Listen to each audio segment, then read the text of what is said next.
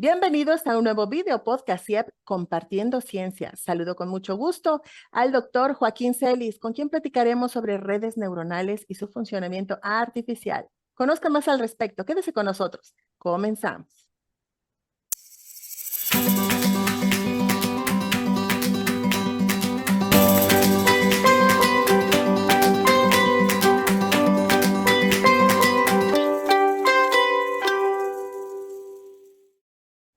Tengo el gusto de saludar al doctor Joaquín Celis Palacios. Él es licenciado en Ciencias de la Computación con maestría en Ciencias y doctorado en Educación. Es profesor y asesor de licenciatura desde hace más de 30 años en diversas universidades en el estado de Puebla, aquí en México. Él también es profesor en Educación Media Superior desde hace 25 años y en posgrados desde hace 15. Doctor, bienvenido a este video podcast. Muy buen día, muchas gracias. Muy agradecido con su invitación y emocionado por el tema que el día de hoy vamos a tratar con este concepto y esto que está generando revuelo a nivel social, no solamente de científicos, sino también social. Gracias por la invitación. Al contrario, qué bueno que se dio el espacio para estar con nosotros. Y pues realmente sí, el año pasado fue un año atípico. Surge este ChatGPT que empezamos a utilizarlo y es una inteligencia artificial generativa y empezamos a conocer todo lo de inteligencia artificial. Y cuando decimos inteligencia artificial tratamos de abarcar muchas cosas. Y dentro de esas cosas también están lo que son las redes neuronales relacionadas con la inteligencia artificial. Pero, ¿qué es una red neuronal? ¿Qué es una neurona artificial? ¿Y cómo se forman estas redes? Bueno, en este concepto tan interesante. Eh, Al final, para poder generar esta inteligencia artificial, se requiere precisamente del concepto de la neurona. ¿Qué es una neurona? Bueno, la primera parte la podemos comparar con una caja negra. Al final es una caja negra.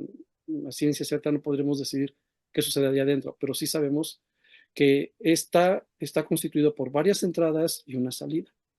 La neurona está compuesta obviamente por un núcleo y sus extensiones, los axones y las dendritas. Los axones y las dendritas permiten que las neuronas se comuniquen entre sí.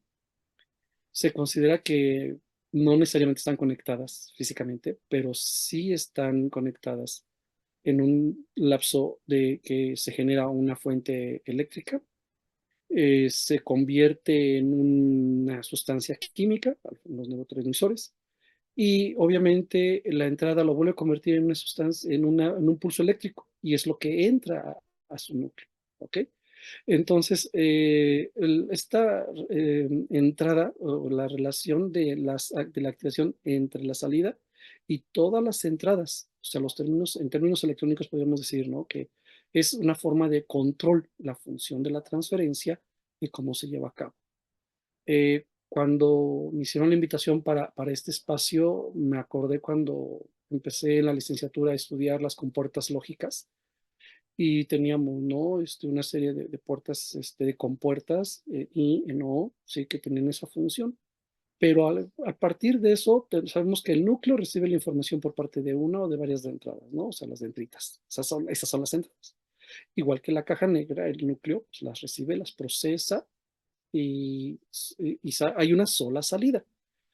Vamos a trabajar a lo mejor algunos ejemplos medio raros, pero al final recordemos que el axón es la terminal y ese axón es el que manda una señal eléctrica, como ya lo habíamos dicho hace un momento, se convierte en una señal química, estos mensajeros químicos denominados neurotransmisores.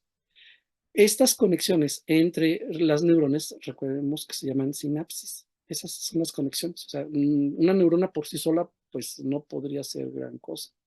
Y cuando se empiezan a interconectar, y aquí es donde se viene una parte interesante de lo que decía usted de la inteligencia generativa, pues es esa conexión, esa interconexión, esa sinapsis que existe entre todas esas neuronas, y esto es precisamente lo que se da en las señales eléctricas. Al final, si nosotros regresamos a esto de inteligencia artificial, es un circuito electrónico que al final del proceso se hace una suma ponderada. de todas las señales que se van recibiendo. Obviamente que en este caso nosotros tenemos unos y ceros. Hay varios modelos, hay varios estudios y varios teóricos y también muy ya prácticos, porque ya todo esto es a la práctica, ya no son modelos computacionales como en los años 90 que se manejaban, donde se manejaban, por ejemplo, caídas de curvas, se trabajaban, por ejemplo, funciones trigonométricas o lo que es el valor del uno y el cero, ¿no? Como tal, una señal digital. Y obviamente que a partir de ese disparo que se da, podemos decirle ese disparo, se genera esa representación, ¿no? O sea, si yo agarro y tengo todas mis sumas y esas sumas me hacen que mi neurona, o sea, que mi caja negra procese la información y me va a dar una salida, entonces es la función artificial que nosotros estamos simulando a través de este dispositivo electrónico. El cuerpo en sí de la neurona es un enigma, ¿no? O sea, nosotros sabemos que a nivel biológico se han hecho estudios. ¿Por qué? Porque tenemos algo que se llama neurociencia, neuropedagogía, y al final queremos saber cómo aprendemos, cómo procesamos la información, cómo concebimos la realidad y a partir de eso también nosotros tenemos esas señales que van y bueno, y aquí tomándolo en cuenta en esa parte, es cierto que nuestro cerebro funciona con electricidad y que los pulsos eléctricos viajan a través de todo nuestro cuerpo y que en este es los sensores que tenemos en las terminales nerviosas, el sistema nervioso central.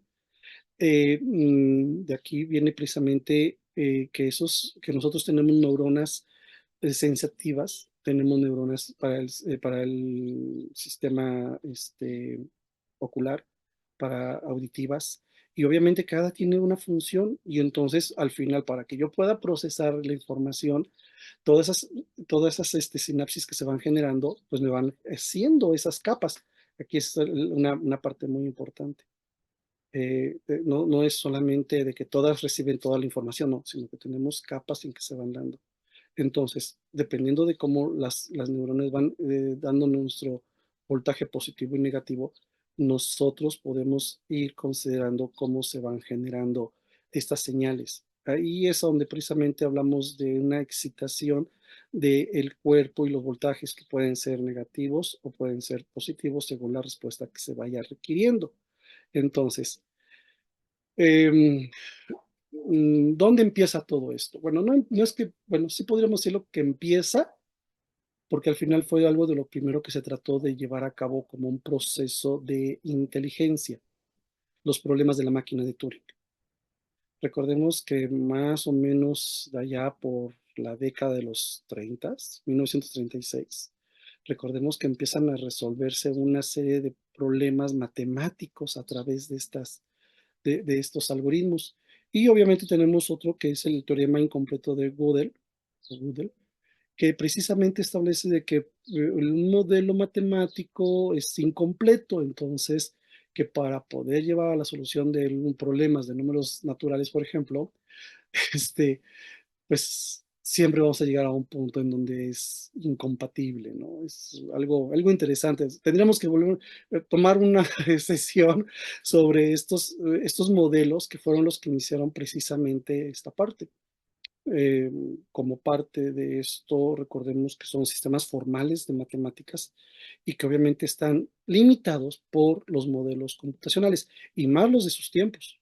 O sea, recordemos que ya para esos tiempos de 1940, ya la Segunda Guerra Mundial, ya se tenían computadores pero obviamente sus capacidades eran muy limitadas, muy limitadas. Entonces, pues obviamente que para modelar todo esto, pues empezó a hacer esta cuestión, a predecir, básicamente era para predecir fenómenos tanto físicos y o mentales también, ¿no? O sea, utilizar sistemas deductivos y sistemas computacionales o sea, que decíamos son cualitativamente similares y que representan un conocimiento formal. O sea, lo importante es eso, de que estamos hablando de conocimiento formal. Ya no estamos diciendo que es empírico, que estamos tratando de ciencia ficción. No, no, no. O sea, tienen sustentos matemáticos o ya aplicados en la electrónica y obviamente que con la computación o con las ciencias de la computación, pues se le han dado mucho auge y yo creo que todos podemos hoy ver Meta AI, que por ejemplo ahorita está muy, fue Sí. también una noticia, ¿no? De que Meta ya distribuyó y hoy, cual más se agarra ahora el WhatsApp y de pronto dice que este contacto no es mío, Sí. es un virus. No, no, no, o sea, ahí está esta cuestión. Y si nosotros queremos verlo un poquito más, haciendo un poquito más de historia, ¿no? En 1951, dos personajes también muy interesantes de esta cuestión de la inteligencia artificial, Minsky y Helmholtz, montaron la primera máquina de redes neuronales, compuesta básica por 300 tubos al vacío y un piloto automático de un Bordadero B-24. Recordemos que en ese tiempo este tipo de dispositivos eran analógicos. O sea, el piloto automático era un sistema analógico, no era digital como hoy ya los aviones de esta generación. Y esto le llamaron el SHAC, ¿no? Y se trataba nada menos que de una red neuronal, o sea, de 40 neuronas artificiales. Veamos, ellos necesitan 300 tubos al vacío para generar 40 neuronas. Entonces, no estamos considerando de que, por ejemplo, recordemos que un estado de la computadora que sí o no, y que al final un tubo al vacío que representaba un bit, o sea, prendido 0, apagado 0, prendido 1, y entonces en ese sentido no podemos agarrar y decir, pues si un microprocesador tiene 1024 bits, pues entonces tiene 1024 neuronas. No, no, no, no. O sea, necesitamos un número determinado de dispositivos o en este caso de ciclos de máquina para poder simular la neurona como tal. Entonces, esta parte histórica yo la quise enfatizar porque no es solamente, hay máquinas que están siendo diseñadas para simular como tal las redes neuronales, pero también obviamente hay muchos que están haciendo algoritmos para que utilizando el equipo de cómputo, y hoy que ya estamos bastante avanzados en este concepto y que ya podemos tener mucho más recursos que en 1950, podemos nosotros ir generando este concepto. Eh, y obviamente aquí nosotros mencionamos que aproximadamente siete bulbos, que como los conocíamos para aquellos de mi generación y teníamos nuestra tele de bulbos, Ajá. constituía una neurona artificial aproximadamente. ¿Y cuál era el objetivo? Era simular como una rata, o sea, cada neurona iba marcando eh, cómo iba desplazándose la rata, si era a la derecha o era a la izquierda, si tenía que girar a la derecha o tenía que izquierda. O sea, era lo único que tenía que hacer, derecha o izquierda, derecha, izquierda. Y entonces los bulbos, pues obviamente iban prendiendo o iban dándole un estado previo, lo que decíamos hace un momento. Tenemos varias entradas, podemos tener muchas entradas. Las sinapsis que se genera para la entrada son muchas, pero la sinapsis que se utiliza para la salida solamente es una. Entonces recibo información de varias, lo proceso y doy un estado. Y eso es la parte interesante, lo que estaba tratando de explicar hace un momento, ¿no? De que teníamos un estado de 0, un estado de 1, una caída de voltaje, un estado positivo, un estado negativo. Y aquí podríamos saber ese punto, ¿no? Negativo, izquierda, positivo, derecha. No, me encanta cuando, bueno, por ejemplo, con los chicos de bachiller hablamos de pensamiento logarítmico. A ver, la computadora es 1 y 0. El quién sabe no existe. Bueno, a lo mejor no, o sea, es 1 o es 0. Y eso nos ayuda a ser un poquito más lógicos, deductivos para tomar decisiones. ¿Ok? Entonces, en estas conexiones, tratamos de simular, ¿sí? Que es la neurona de nuestro cerebro biológico o de un cerebro biológico. En este caso, como yo les decía, ¿no? La simulación de este roedor, en donde solamente lo único que se quiere es precisamente tener un giro hacia la derecha o un giro a la izquierda. Se simulaba que estaba en un laberinto.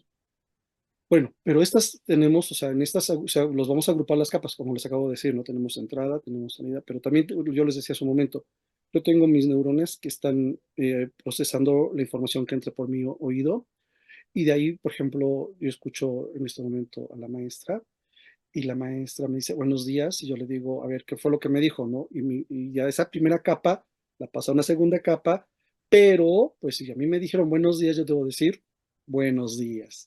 Y entonces yo tengo una tercera capa. Entonces tenemos la capa de entrada, que es estrictamente la forma de las neuronas artificiales, que son simplemente los que reciben los datos.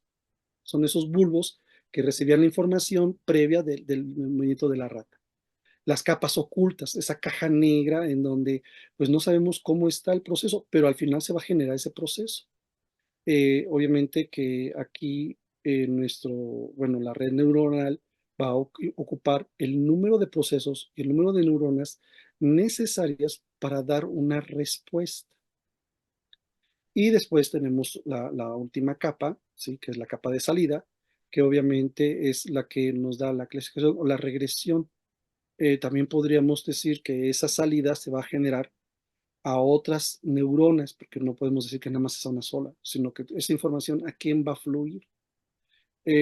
Cuando yo presenté mi tesis de maestría, precisamente en esta parte de la inteligencia artificial o de las redes neuronales, yo lo traté de explicar lo más sencillo posible y lo más sencillo fue de que tú tienes la letra A y entonces tú reconoces la letra A y viene el proceso en donde todas las neuronas que se conectan dicen, si tiene una pancita, si tiene un palito, si tiene dos palitos en diagonal y uno atravesado, si tiene, y todas las posibles formas, ¿no?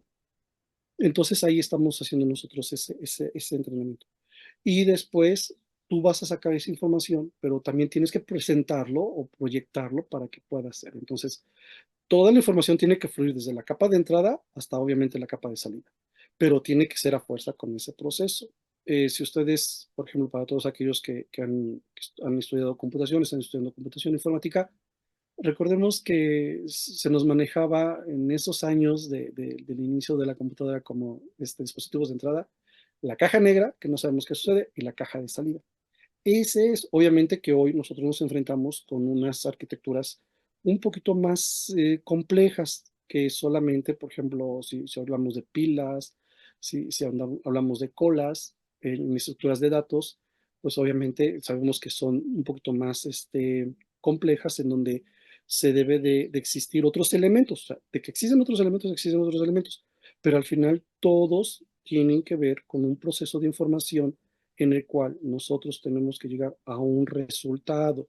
No podemos, o sea, no puede haber algún proceso sin resultado, porque entonces, pues obviamente ya no habría esa similitud con el pensamiento, ¿sí? Entonces, las redes neurales al final es una neurona artificial, es un proceso en donde tenemos las entradas, tenemos esa caja negra, en donde, bueno, sabemos lo que está sucediendo por medio de un algoritmo y tenemos una salida, que esa información de la salida va a ser utilizada para otras neuronas artificiales que lo van a reutilizar o van a utilizar la información para algún proceso o propósito determinado.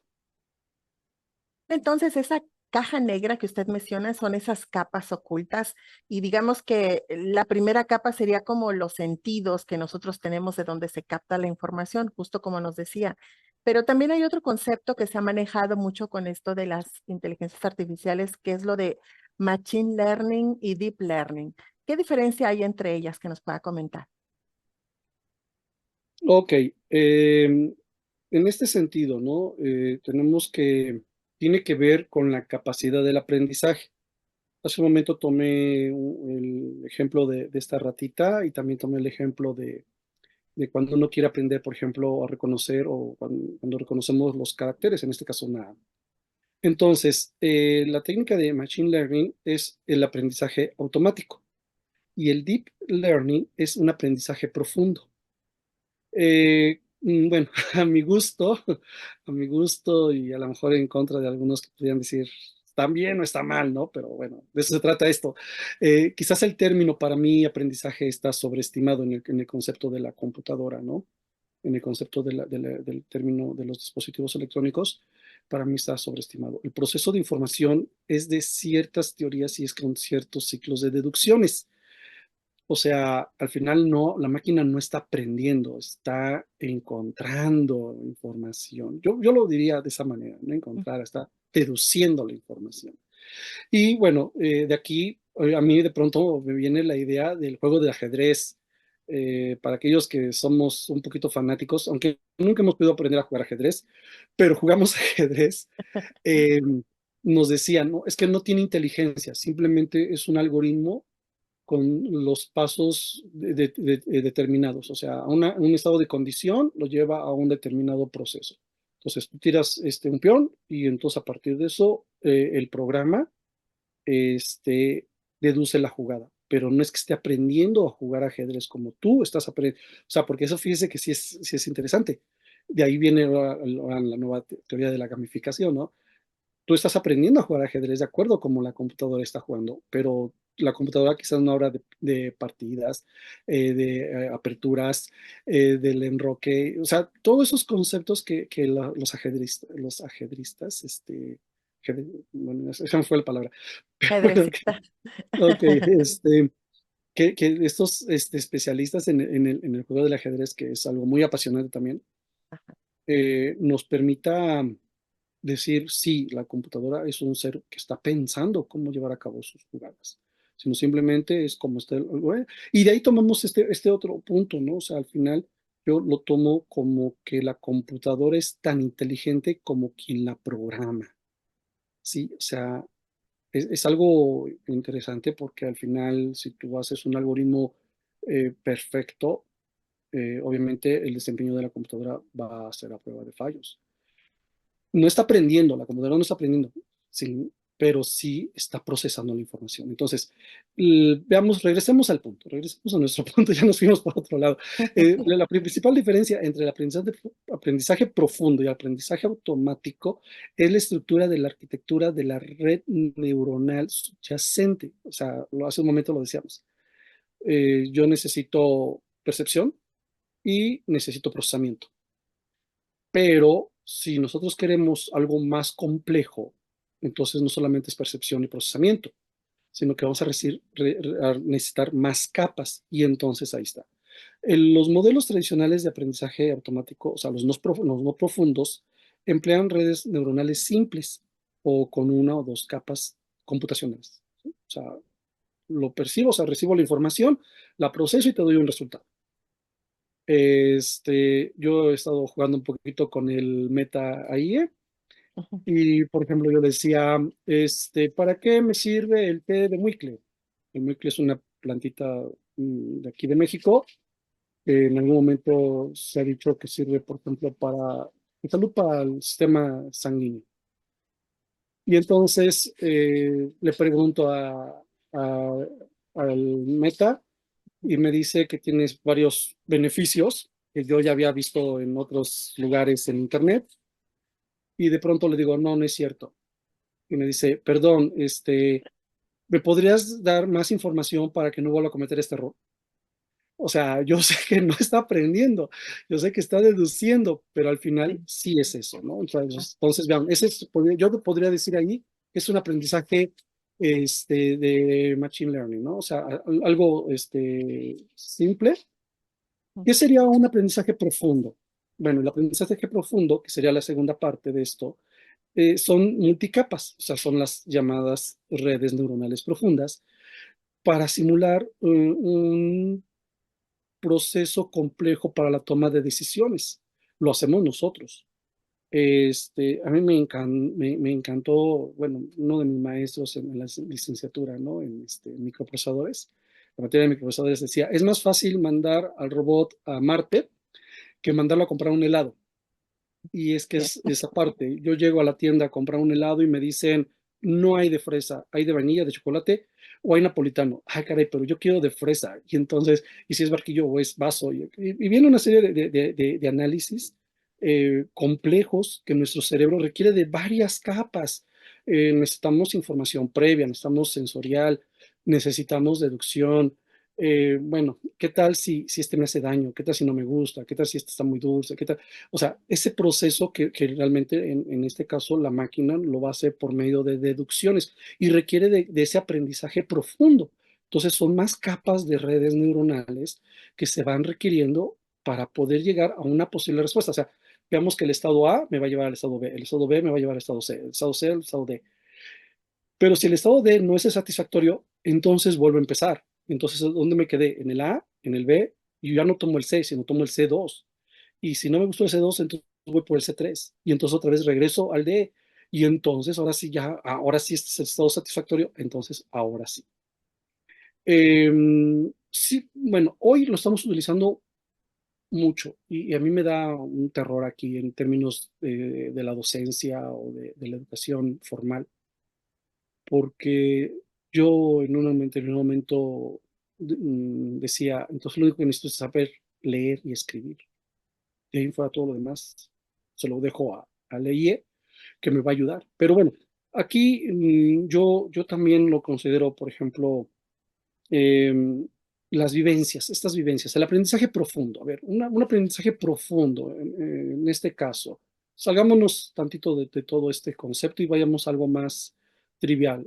Yo agarro, me inscribo a un gimnasio, ya me inscribí a un gimnasio, llega el entrenador, que él, cómo logró su avance en su organismo, en su cuerpo, pues a base de una rutina, de una alimentación, de hábitos. Entonces, todo esto, él me lo transmitía. Él me decía, no, pues mira, tienes que hacer ejercicio para el brazo, ejercicio para la pierna, ejercicio para esto, tienes que salir a correr, no debes de comer azúcares, no debes de tomar carbohidratos, y de pronto tú dices, wow, ¿no? O sea, cuántas cosas me está diciendo. O sea, vean, ahí hay un aprendizaje profundo porque me dice, bueno, primero, ok, ya te inscribiste al gimnasio y vas a hacer ejercicio, pero no solamente es el ejercicio, es la alimentación. No es la alimentación, sino también es el reposo. Ok, tampoco es el reposo. También tienes que tomar muchos líquidos, principalmente agua. Y otra vez, ¿no? Y entonces, si yo no cumplo con algunos procesos, pues el resultado no va a ser el mismo. Pero lo que no nos decían es de que había algo que se llamaba genética. Y entonces, la genética también juega ese papel importante porque es un proceso que tenemos en una de estas capas.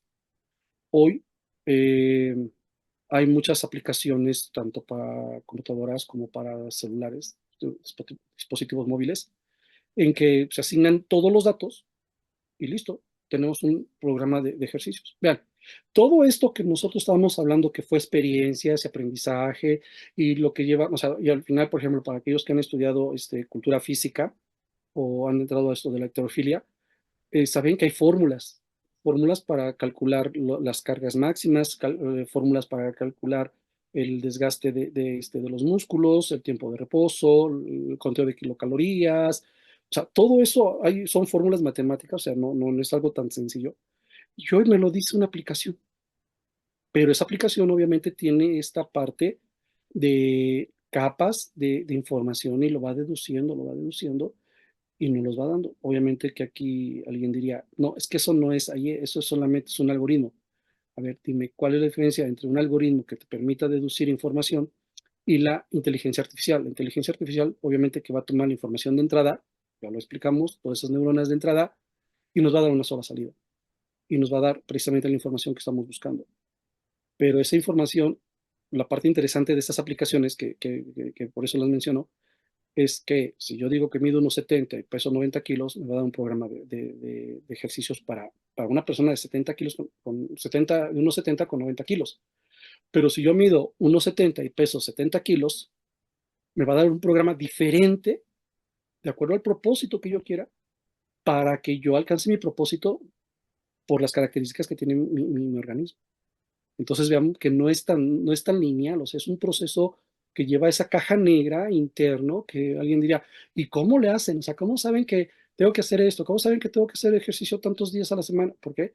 Porque precisamente toda esa información ha sido precisamente preestablecida y está dentro de ese aprendizaje, está llevando ese aprendizaje, pero no es un aprendizaje de dos capas, es un aprendizaje de múltiples capas, muy profundo, que nos lleva a esta situación.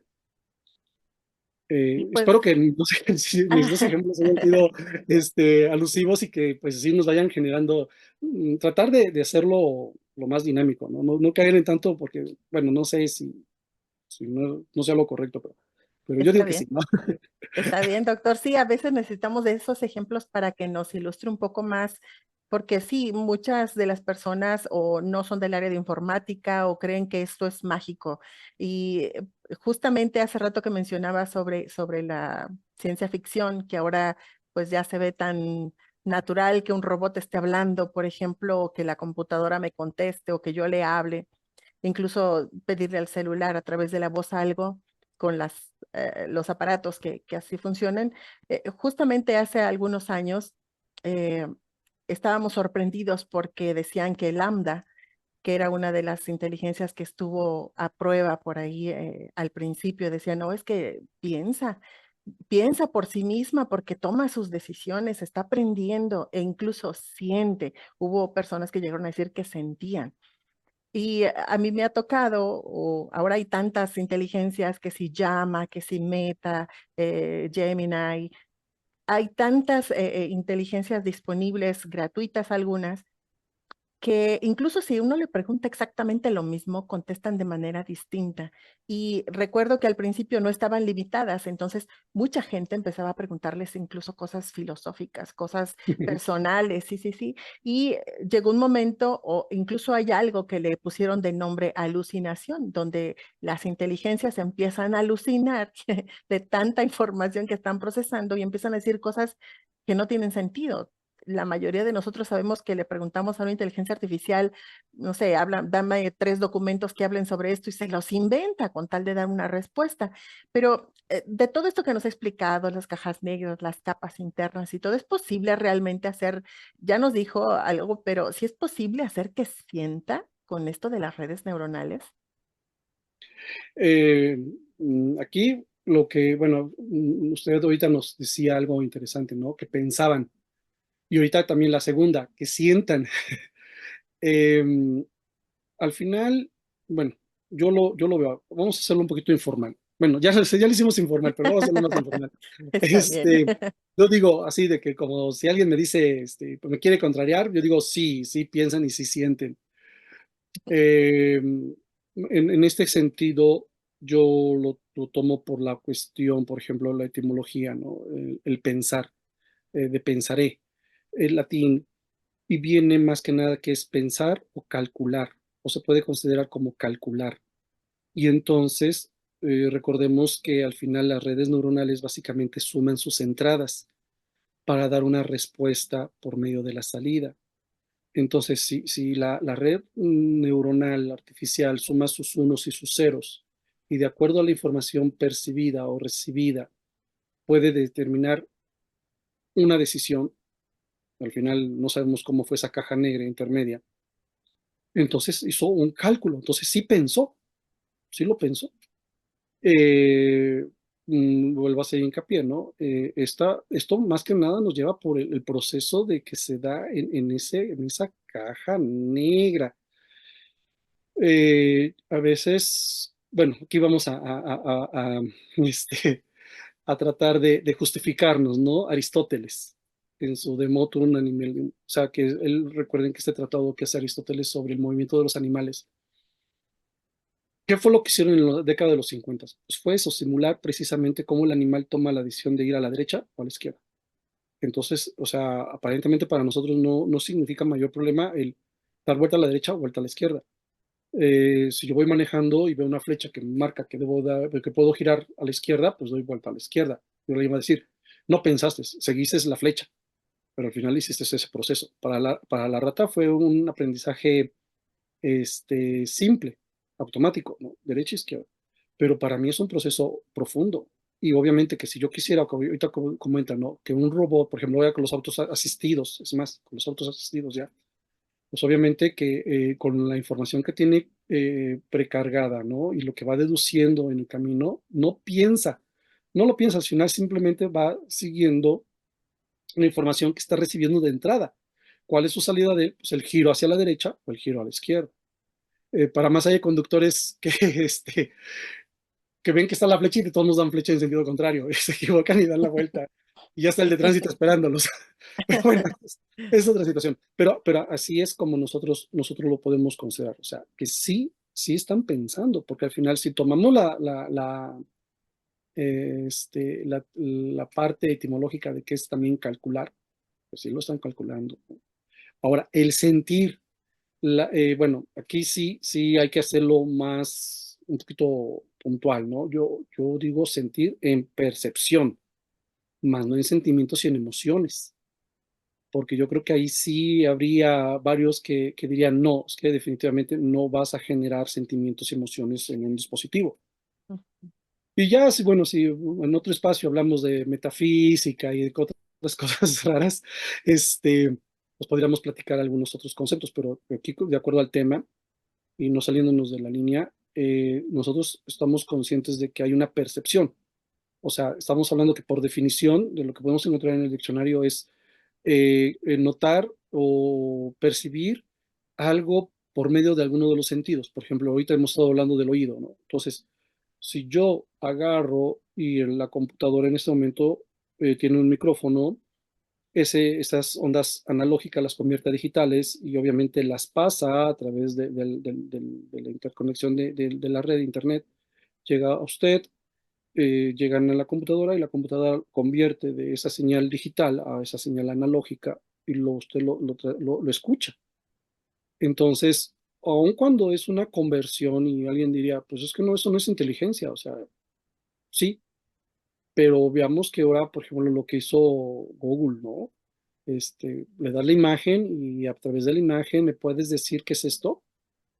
Entonces es como si yo agarrara y le preguntara a un niño, oye, ¿de qué color es el coche? Amarillo. Ah, o sea, está percibiendo, o sea, si lo vemos en ese sentido del sentir como percepción, sí, o sea, obviamente que estamos percibiendo y recordemos que los PLCs y otros dispositivos que se utilizan en la industria, y hoy regresamos al punto de los autos asistidos, temperaturas, intensidad de luz, los sonidos, las imágenes, al final están haciendo un proceso de una imagen o de un ambiente para poder determinar cómo se deben de actuar. A lo mejor aquí igual también no es correcta la forma en que lo acabo de decir, pero es la forma que yo considero que es para comprenderlo, ¿no? Comprenderlo en el sentido en que si yo no soy atento a mi entorno, ¿cómo puedo deducir o cómo puedo determinar lo que debo de hacer? Si la luz está en rojo, yo me detengo.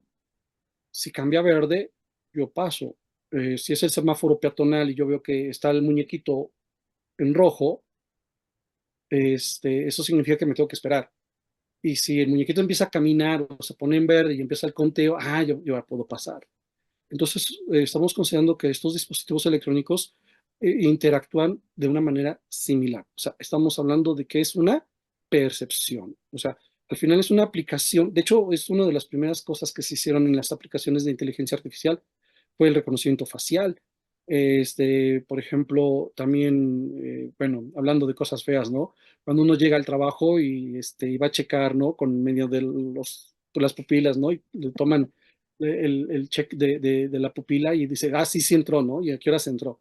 Entonces, pero no solamente es eso, sino también la dilatación de las pupilas, o sea, no solamente es la pupila, sino la dilatación. Y obviamente esto en su momento, bajo la programación correspondiente, pues es para poder determinar la situación, los pensamientos de un sujeto en cuestión. Volvemos a decir, estamos haciendo una construcción de conocimiento, o sea, al final todo esto es una construcción de conocimiento. No estamos considerando de que la máquina lo esté generando, no, yo hablo de la deducción, o sea, lo construye a partir de que está deduciendo.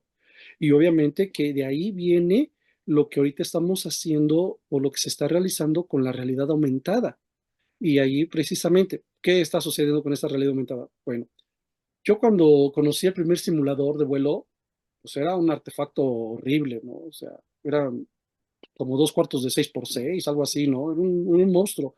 Y de pronto te topas de que hubo gente que llevó ese proceso, o sea, ese proceso a una computadora, a un control, un volante, un timón, porque hay diferentes tipos de simuladores, y que pudieron precisamente llevar a cabo esa realidad aumentada. Bueno, yo apenas estaba leyendo sobre lo que están haciendo en la Universidad Autónoma de Nuevo León, que están construyendo sus laboratorios de realidad aumentada. Yo suponía que eso era para la licenciatura, principalmente para el área de la salud. Mi sorpresa es de que lo están llevando a cabo para los bachilleratos, que están haciendo aulas de realidad aumentada en bachilleratos, en las preparatorias, como yo les llaman. Y yo me quedé, wow, Bueno, primero, qué bueno que tengan esa Sí, ese financiamiento, eso sí se envidia, ¿no? Y la segunda es de que, bueno, ¿qué tanto podría nosotros ser factible esa parte de tener esa realidad aumentada, ¿no? O sea, ayudar a algún, por ejemplo, en su momento, también ya tiene años que en el Centro Médico Siglo XXI, Ciudad de México, que se crearon simuladores de realidad aumentada para la operación a corazón abierto por medio de láser. Entonces, pues al final la simulación pues no es más que una red neuronal que percibe, no voy a decir siente, ¿no? Sino que percibe las decisiones del médico y a partir de ello le va diciendo o va actuando si estuviese bien o no estuviese correcto lo que está haciendo el médico. Y eso, pues a mí me daría mucho gusto de que mi médico cardiólogo tuviese 1000 horas de simulador, porque yo sé que cuando él tenga que llevar a cabo una cirugía, sabe lo que tiene que hacer y cómo lo tiene que hacer. así es. Sí, incluso, pues también los pilotos son obligados, ¿no?, a cumplir con ciertas horas de vuelo en simuladores para poder posteriormente agarrar uno.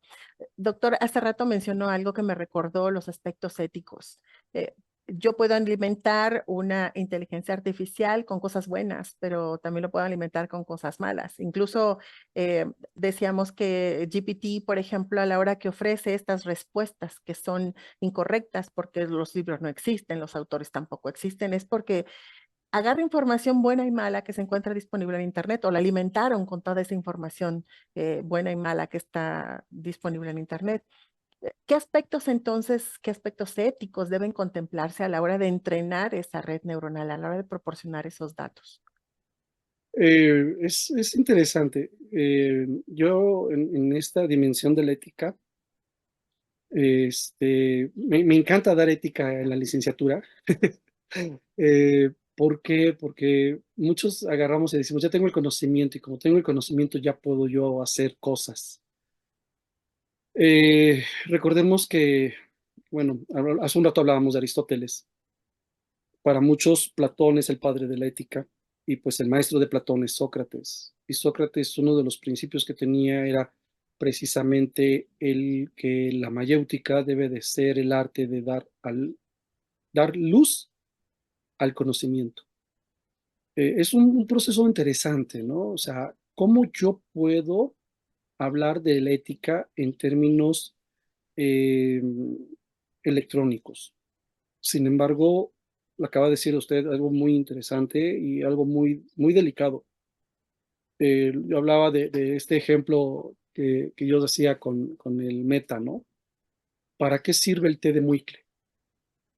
Y me sale información que sí es verídica, pero obviamente yo quería que me dijera algo diferente. Y supongamos que en ese momento yo le había dicho que el té de Muicle me sirve para adelgazar y bajar el vientre, por ejemplo, ¿no? Algo así muy banal. Y entonces, para la siguiente vez que alguien le preguntara a Meta, pues él va a decir, además de controlar la presión, esto, lo otro, aquí y allá, te sirve para adelgazar y tener una figura plana, ¿no? Y entonces dirías, pues voy a tomar té de muica y con eso voy a adelgazar.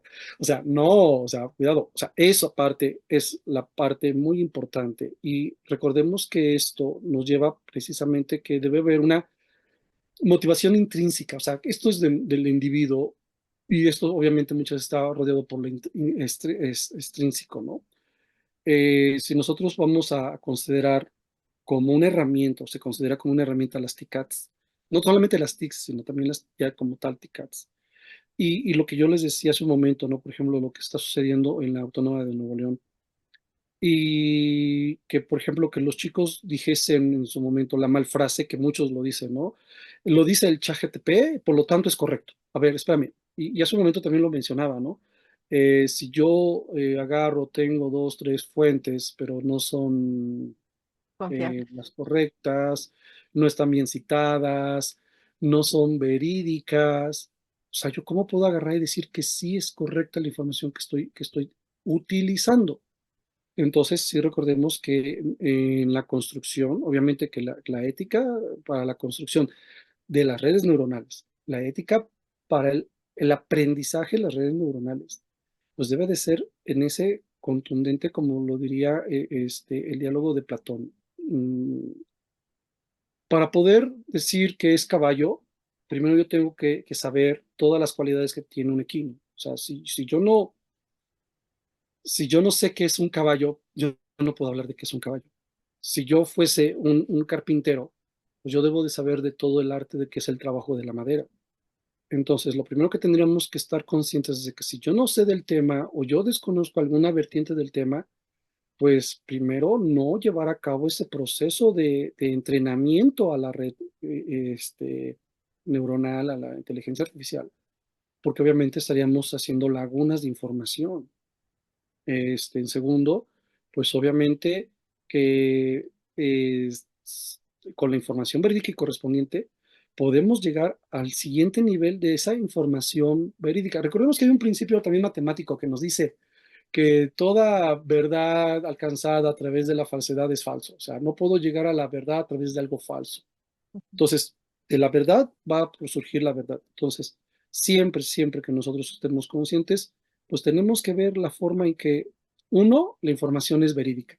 Dos, que sí deberíamos de tratar de que nuestros alumnos, nuestros aprendientes, pues uno, si van a utilizar alguno de los modelos para generar textos o trabajos en inteligencia artificial, pues obviamente deben de citarlos, o sea, se debe de citar y que ellos busquen o que le pregunten a su generador de texto o a su generador de información, mejor dicho, al deductor de información, porque no la genera él la deduce o la encuentra y nos las entrega. Pues ¿de dónde obtuvo la información? ¿Quiénes son sus posibles autores de que le han dicho lo que se tiene y lo que se quiere? Entonces, este sustento pues, de información es vital para tener la confianza de que estamos encontrando la información eh, verídica y que obviamente que al final, cuando yo le pregunto algo, por ejemplo, ahorita Meta, que lo que ya le estoy descubriendo ahorita, Meta lo está utilizando para generarlo. Y entonces, si yo agarro y lo empiezo a alimentar a Meta con información no verificada, entonces, pues obviamente Meta va a empezar a desinformar y va a llegar al momento en que puede llegar a que sea mal utilizada o que por utilizarse de forma errónea cause un daño a las personas que la consulten o la busquen. Así es, y no hay nada más como que validar esa información e irnos a la fuente primaria. Ahí es donde está la verdad, como usted comenta. Y bueno, hablando sobre esas fuentes, si yo soy una maestra, una profesora que quiere utilizar la inteligencia artificial, que me gusta el tema, pero no soy del área de tecnología, ¿qué literatura nos recomendaría para empezar a empaparnos de esto? Ah, caray. Este, bueno, me dice, ¿qué podríamos utilizarlo? Bueno, a mí se me ocurre que si tienes que ver con la inteligencia artificial, todos tienen que, no, pero no, tiene toda la razón. No necesariamente para saber sobre inteligencia artificial tenemos que ser especialistas. Le digo a los chicos, también en la licenciatura, ¿no? En su momento, luego, imagínense cuántos de nosotros tuvimos que estudiar una licenciatura para poder utilizar una computadora. Ahora al niño de 3 años le das el celular y ya es Sí, experto, ¿no? Al niño de 7 años ya te hace tu videojuego. Al de 12 ya, ya hizo ya consultó de Big Data para encontrar información sobre y entre y con, ¿no? O sea, sí, eso es interesante, pero bueno. De libros, bueno, tenemos acá, bueno, el primero podríamos considerar como un libro especialista que requiere de ese conocimiento del área de informática, programación. Ya no es tan nuevo, pero al final es algo que podemos manejar ese precisamente. Obviamente que habla de tanto las inteligencias artificial como redes neuronales, artificiales obviamente, y es inteligencia artificial, un enfoque moderno de Rousseau a Norby. Este libro su segunda edición salió allá por el 2006, 2004, algo así. No me acuerdo si es 2004 la versión en inglés y 2006 en español, o fue 2004 en España y 2006 en México, pero algo así es.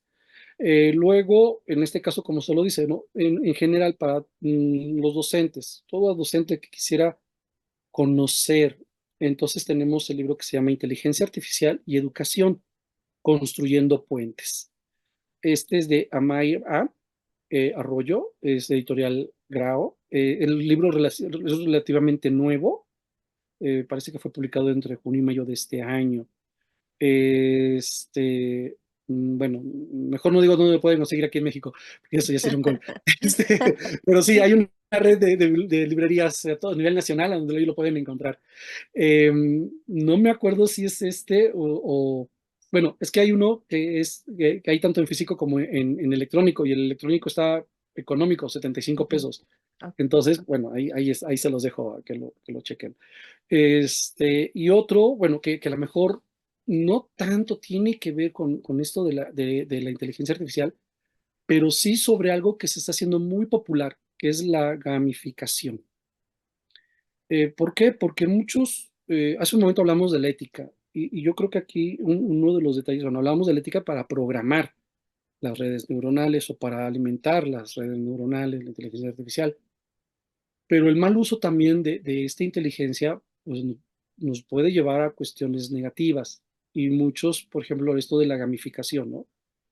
Te pongo el videojuego, encuentra el conocimiento y felicidades, ya pasaste, punto, se acabó. No, ya no hay más. No hay retroalimentación, no hay explicación, no, o sea, no hay un refuerzo del conocimiento aprendido, no hay esa interacción que también es necesario. Pero bueno, entonces aquí un libro que sería interesante que lo checaran es Gamificación Educativa, innovación en el aula para potenciar el proceso de enseñanza-aprendizaje. Este es de Usan y Carlos Salavera. Obviamente también es relativamente nuevo, de hecho es del pan calientito que tiene esta librería. Igual tiene 2, 3 meses que salió a la venta, entonces igual bueno, si están interesados en ir en ese concepto. Y algo que yo encontré y que me pareció interesante con todo lo que hemos platicado, y que al final el ejemplo que yo les decía del gimnasio, y por eso es de que tomé ese ejemplo hace un momento del gimnasio, porque yo encontré el libro que es Inteligencia Artificial en Educación Física.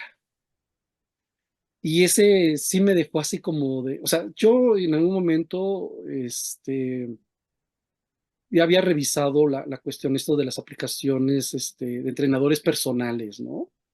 Pero yo no sabía hasta dónde realmente tenía sentido una aplicación de este tipo. O sea, yo voy a aprender yoga y voy a estar con una aplicación, pero pues es más emocionante si el profe agarra, o el instructor de yoga me estira y ¿no? Me truena todos los huesos, y eso me hace, o sea, obviamente, avanzar. Pero este libro también nos da mucho que analizar en este sentido, porque al final es precisamente cómo se podría o cómo se puede auxiliar el proceso kinestésico de los niños a través de la inteligencia artificial.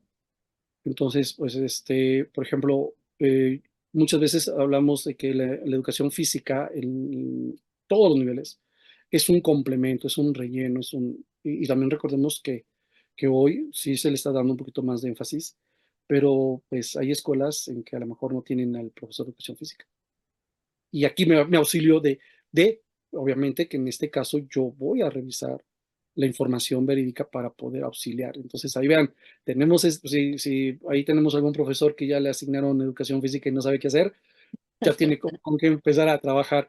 Y obviamente lo que seguimos diciendo, ¿no? Al final, en este libro podrían observar, o al leerlo, a lo mejor pueden encontrar o entender un poquito más, que es lo que tratamos de definir los principios del deep learning, que es el aprendizaje profundo, y ahí van a observar cómo precisamente todos los factores de entrada, todas las características, nos van a dar una sola salida, que va a ser la rutina, y obviamente vamos a ver el avance de nuestros niños. Pues tenemos muchas lecturas por delante, así que pues hay que buscarlas y empaparnos todavía de este conocimiento que sigue siendo novedoso para muchos y que le tenemos que sacar todavía más provecho. Doctor, hemos llegado al final de este video podcast. Ha estado muy interesante todo esto, pero desgraciadamente ya llegó al fin. ¿Tendrá algunas palabras de cierre? Este, no, pues nos vamos a echar otra media hora, yo creo. No, no es cierto, no es cierto. No, Estaría bien. sí, no, no, siempre es grato el poder compartir, y esto que es algo muy relevante, y más que nosotros que estamos en el área de educación, yo no lo digo para, o sea, todas las áreas del proceso es importante. O sea, lo que estamos viendo con la inteligencia artificial es un proceso muy interesante, es un cambio paradigmático.